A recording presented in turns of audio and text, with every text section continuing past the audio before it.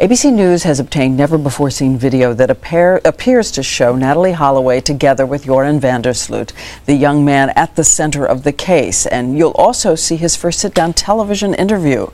Now, keep in mind that the video comes from surveillance tape, so it's a bit grainy, and ABC News senior legal correspondent Chris Cuomo is here to bring it to us. Chris. Good morning, Diane. Just to be clear, this tape is not a smoking gun, but it does help to clear up one of the biggest questions in this case. Did Joran Vandersloot target Natalie Holloway from the beginning? This tape provides a window into their introduction, and also our first chance to see Natalie on the last night that she was alive.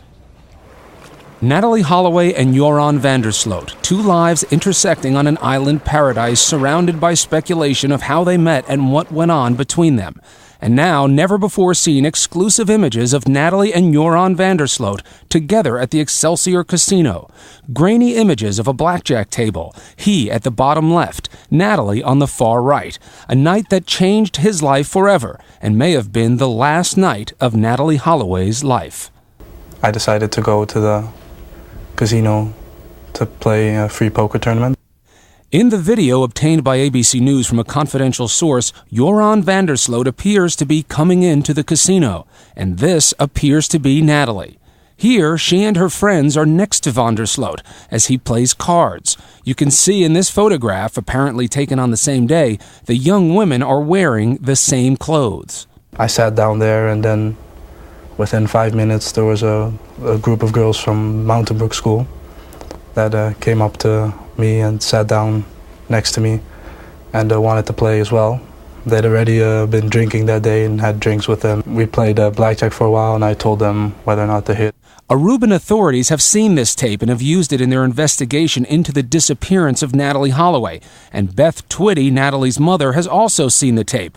Last night, she told ABC News she viewed it on the first night she arrived in Aruba to search for her daughter, but only saw a portion that appeared to show Vandersloot. In Vandersloot's very first sit-down interview, he told how he met Natalie Holloway at the casino, how he later joined Natalie and her friends at a nearby nightclub, and about the time he spent with her after they left the bar together, even as her friends begged Natalie not to go. This has been in the media, it's been in the print media, it's been on television, it's been on cable television. It's been all over the place in America for sure. How do you think you've been portrayed in all this? I think I've been portrayed unfairly. I've been portrayed as a murderer and a rapist and everything that I'm not. Vandersloot has been the main suspect in the case since soon after admittedly lying to police about dropping Natalie off at her hotel. But what other lies may he have told? And is he now finally telling the truth? So you keep changing your story, but you don't tell them the truth. Why not just tell them the truth? Why didn't you? Because I was scared. I didn't want anyone to know. I didn't want anyone to know I left her at the beach.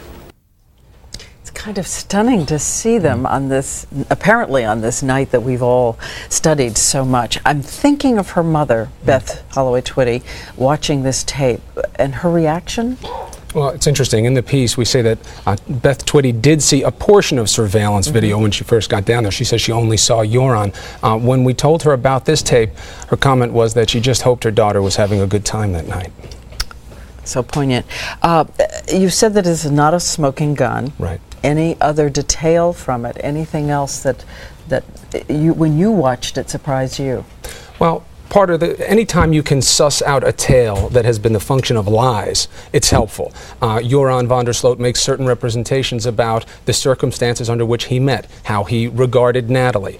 There are suggestions about whether or not he had targeted her, so this does help to somewhat substantiate his earlier claims. It also places Natalie in proximity to him, which does show that they were together at some point early in the evening, even though he has not denied that. I also think that in doing the interview, it's always very helpful to see someone actually tell their own story, not just because of the substance, but because of the style, how they react to tough questions, how they seem to tell their own tale, what makes them comfortable, what makes them uncomfortable. And the authorities have this tape, but we Yes. just got them. Anything about the source? Yes. Well, the source is confidential, as they often are in these situations. When we did the interview with Vandersloot, we then had to do the requisite reporting. In that process, one of our reporters developed a source. They presented us with some proof about the first part of Vandersloot's story. Okay, Chris, and we want to let everybody know that tomorrow and Friday on Good Morning America, and for a full hour, Thursday night at 10 o'clock on ABC's Primetime, you can see Chris's exclusive interview with Joran Vandersloot, the young man at the center of this case, the young man we have been waiting to hear from. Thanks, Chris.